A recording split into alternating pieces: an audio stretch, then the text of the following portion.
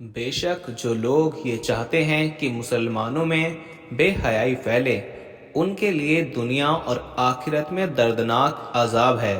और अल्लाह ऐसे लोगों के अंजाम को जानता है और तुम नहीं जानते।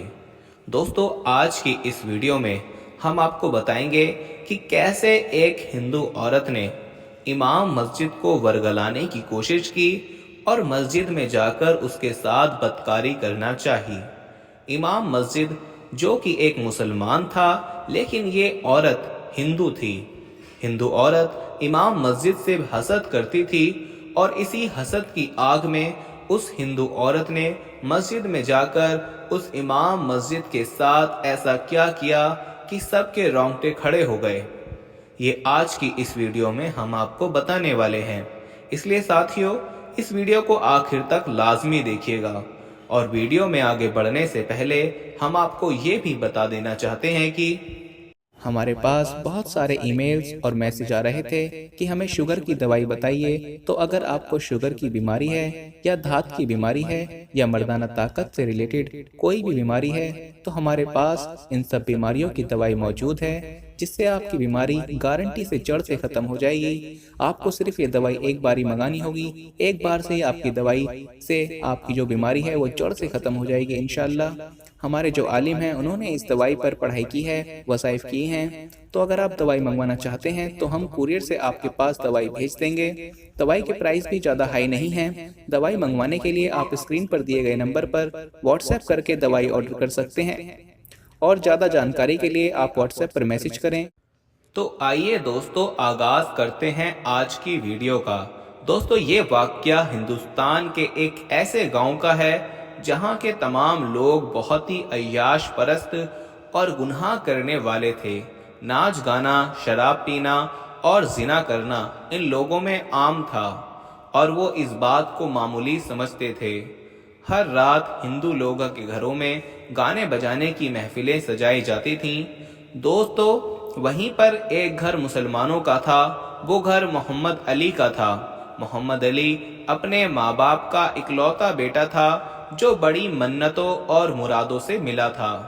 मोहम्मद अली के वालिद का नाम अब्दुल रहीम था, जो कि पेशे के लिहाज से वहाँ के मस्जिद के इमाम थे। मोहम्मद अली के वालिद का इंतकाल उस वक्त हुआ जब मोहम्मद अली 10 बरस का था। हिंदू लोग अब्दुल रहीम की वफात पर बहुत ज़्यादा खुश हुए थे, क्योंकि इन्होंने कई बार मंसूबे बनाए थे कि कैसे अब्दुल रहीम को उसके दीन से हटाया जाए। जब आज़ान का वक्त होता और अब्दुल रहीम मस्जिद में आज़ान देता तो ये लोग ऊंची आवाज़ में गाने बजाने शुरू कर देते थे।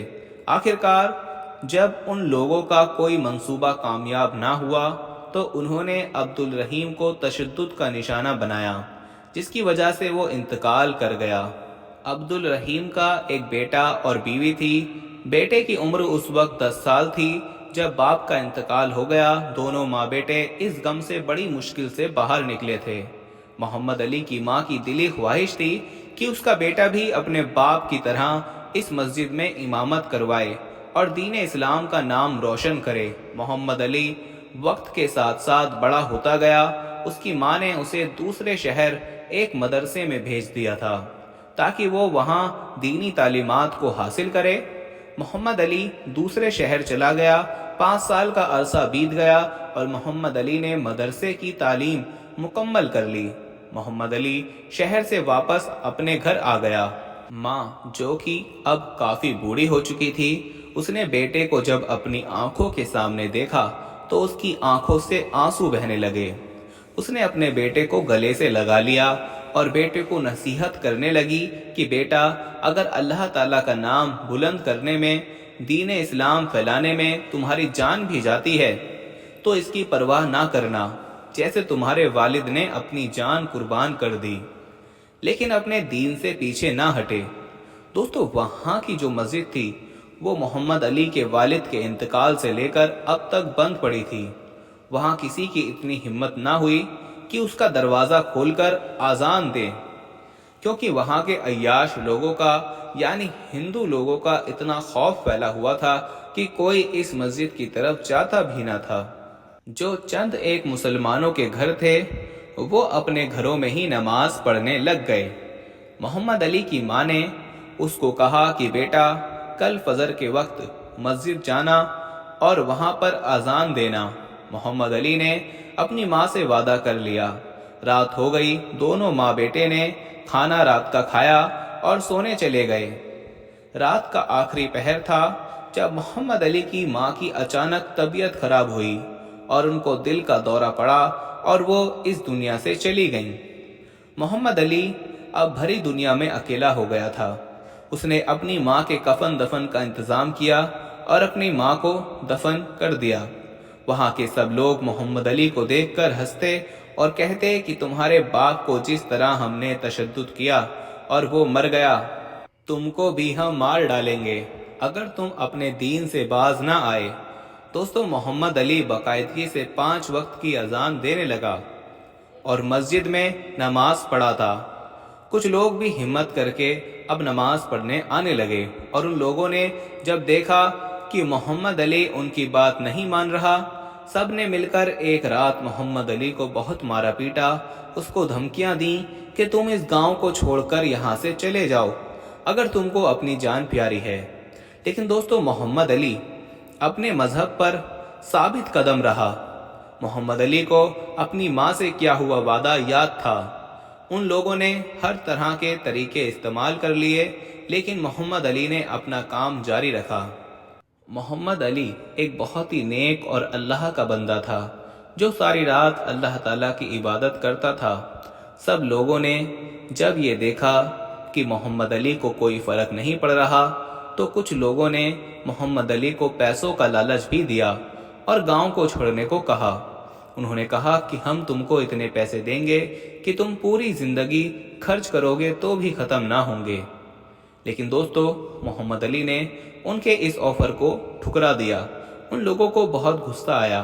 انہوں نے سوچا کہ کوئی ایسی چال چلنی چاہیے، کوئی ایسا منصوبہ بنانا چاہیے کہ محمد علی خود ہی اس جال میں پھنس جائے۔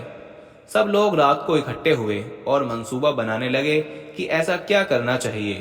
انہوں نے محمد علی کو دھمکا کر بھی دیکھ لیا، اس کو مار کر بھی پیسوں کا لالچ بھی دیا، لیکن سب بیکار رہا۔ اچانک مجمع میں سے ایک شخص بولا کہ کیوں نہ محمد علی کو اس کے نفس کے ہاتھوں ہی مار ڈالتے ہیں، اس کو اس کے دین سے ہی ہٹا دیتے ہیں۔ سب لوگوں نے طے کیا کہ ایک جوان لڑکی جو بہت ہی خوبصورت ہو، جس کے حسن کو دیکھ کر محمد علی بھی پگھل جائے، اس کا انتظام کیا جائے اور اس لڑکی کو اپنے ہتھیار کے طور پر استعمال کیا جائے۔ پھر دوستو، اس لڑکی کا انتخاب کیا گیا جو بہت ہی حسین تھی، ایسا حسن کہ ہاتھ لگانے سے بھی میلا ہو جاتا۔ اس لڑکی کو اچھے کپڑے پہنائے گئے، اسے رات کے وقت محمد علی کے پاس مسجد بھیجا گیا۔ دوستو، آدھی رات کا وقت تھا، محمد علی مسجد میں عبادت کر رہا تھا۔ وہ لڑکی مسجد کے دروازے پر آ کر محمد علی کو پکارنے لگی۔ آواز سن کر محمد علی پریشان ہو گیا کہ اتنی رات کو کون ہو سکتی ہے۔ خیر، اس نے مسجد کا دروازہ کھولا تو یہ دیکھ کر ایک دم حیران ہوا کہ اتنی رات میں یہ لڑکی کہاں سے آئی ہے اور یہ کون ہے۔ محمد علی نے اس سے پوچھا، جی فرمائیں، کون ہیں آپ اور آپ کو کیا کام ہے؟ وہ لڑکی ڈرامے بازی کرنے لگی اور کہنے لگی کہ میں بہت دور سے آئی ہوں، میں نے آگے سفر پر جانا ہے، لیکن رات کافی ہو گئی ہے، میں اکیلی ہوں، کیا آپ مجھے ایک رات اس مسجد میں رہنے دے سکتے ہیں؟ محمد علی اس کی یہ بات سن کر بہت حیران ہوا اور کہنے لگا، نہیں، میں آپ کو مسجد میں نہیں رکھ سکتا کیونکہ میں یہاں اکیلا ہوں، آپ ایک جوان لڑکی ہو اور میں بھی ایک مرد ہوں، اس لیے میں آپ کو اپنے ساتھ مسجد میں نہیں ٹھہرا سکتا، لوگ باتیں بنائیں گے اور میں یہ نہیں چاہتا کہ کوئی ایسی بدنامی ہو۔ وہ لڑکی رونے لگی اور گڑ گڑانے لگی کہ میں کہیں بھی ایک کونے میں پڑی رہوں گی، ایک رات کی تو بات ہے۔ محمد علی نے سوچا، پھر کہا کہ ٹھیک ہے، میں تمہیں گھر لے چلتا ہوں، لیکن میرے گھر میں ایک ہی کمرہ ہے جس میں میں سوتا ہوں۔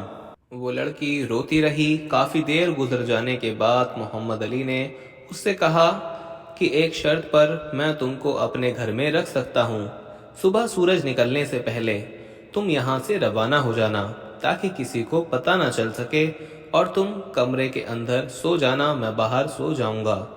دوستو، محمد علی اس لڑکی کو لے کر اپنے گھر آ گیا۔ سردیوں کے دن تھے لیکن پھر بھی محمد علی باہر سو گیا۔ وہ لڑکی بہت حیران تھی کہ کیا بندہ ہے، اتنی سردی میں باہر کیسے سوئے گا۔ پھر اس لڑکی نے سوچا کہ مجھے کیا لینا دینا، چاہے جہاں مرضی سوئے، میں جو کام کرنے آئی ہوں میں وہ کروں گی۔ اچانک اس لڑکی نے زور زور سے چلانا شروع کر دیا کہ میرے پیٹ میں درد ہے، میں مر جاؤں گی۔ محمد علی یہ سن کر اٹھ بیٹھا لیکن کمرے کے اندر نہ گیا۔ وہ باہر سے کہنے لگا، دیکھیے اندر میں نہیں آ سکتا، آپ خود کو سنبھالیں۔ وہ مکار لڑکی اور زور زور سے رونے لگی اور کہنے لگی، کیا تمہارا دین یہی ہے کہ کسی کی مدد نہ کرو؟ ایک انسان مر رہا ہے اور تم باہر کھڑے ہو، کیا تمہارا دین یہی سکھاتا ہے؟ دوستو، محمد علی نے جب یہ بات سنی تو مجبوراً اس کو اندر جانا پڑا، لیکن جیسے ہی وہ دروازے سے اندر ہوا تو اندر اندھیرا تھا۔ اس نے موم بتی جلائی تو یہ دیکھ کر اس کے رونگٹے کھڑے ہو گئے اور اس کو یقین نہیں آ رہا تھا وہ جو دیکھ رہا تھا کیا واقعی وہ سب سچ ہے۔ وہ لڑکی اس کے سامنے دوستو بالکل ننگی حالت میں کھڑی تھی، یعنی اس نے سارے کپڑے اتارے ہوئے تھے۔ محمد علی نے فوراً منہ دوسری طرف کر لیا۔ وہ لڑکی اس کو کہنے لگی، آج کی رات میرے ساتھ گزار لو، کچھ نہیں ہوتا، میں کسی کو کچھ بھی نہیں بتاؤں گی۔ محمد علی، جس کا نفس اس کو یہ سب کرنے پر مجبور کر رہا تھا، کیونکہ انسان کے سامنے دوستو جب عورت ایسی حالت میں ہو تو کوئی بھی مرد خود کو قابو میں نہیں رکھ سکتا۔ ایک طرف شیطان تھا تو دوسری طرف دین اسلام تھا۔ محمد علی اس بیچ پھنس چکا تھا، اس کا نفس اس کو ایک طرف مجبور کر رہا تھا تو دوسری طرف اس کا دین۔ محمد علی نے دوستو اچانک جلتی ہوئی موم بتی پر اپنا ہاتھ رکھ دیا، اس کا ہاتھ پورا کا پورا جل گیا۔ لڑکی یہ سب دیکھ کر پریشان ہو گئی اور حیران ہوئی کہ یہ آدمی ایسی حرکت کیوں کر رہا ہے۔ اس لڑکی نے اپنے کپڑے پہنے اور وہ بہت گھبرا گئی۔ اس نے محمد علی سے پوچھا کہ پاگل تم نے ایسا کیوں کیا؟ محمد علی کہنے لگا، میں نے اپنا ہاتھ اس لیے آگ پر جلایا تاکہ میرا دھیان تمہاری طرف نہ جائے اور مجھے پتا چلے کہ دوزخ کی آگ اس سے کہیں زیادہ سخت اور دردناک ہے۔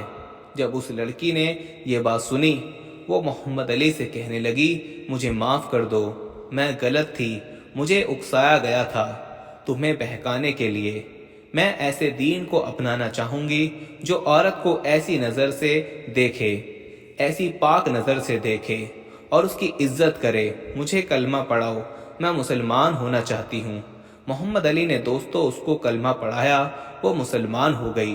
اس کے بعد کہا جاتا ہے کہ محمد علی نے اس لڑکی سے شادی کر لی اور ہنسی خوشی وہ دونوں ساتھ رہنے لگے۔ دوستو، ہم یہ امید کرتے ہیں کہ آپ کو ہماری آج کی یہ ویڈیو پسند آئی ہوگی۔ اگر پسند آئی ہے تو اس کو دل سے لائک کریں اور اپنے قریبی دوستوں میں اس کو ضرور شیئر کریں تاکہ یہ معلومات سبھی کے پاس پہنچ سکے۔ ملتے ہیں اب اپنی اگلی ویڈیو میں، تب تک کے لیے مجھے اجازت دیجیے۔ فی امان اللہ۔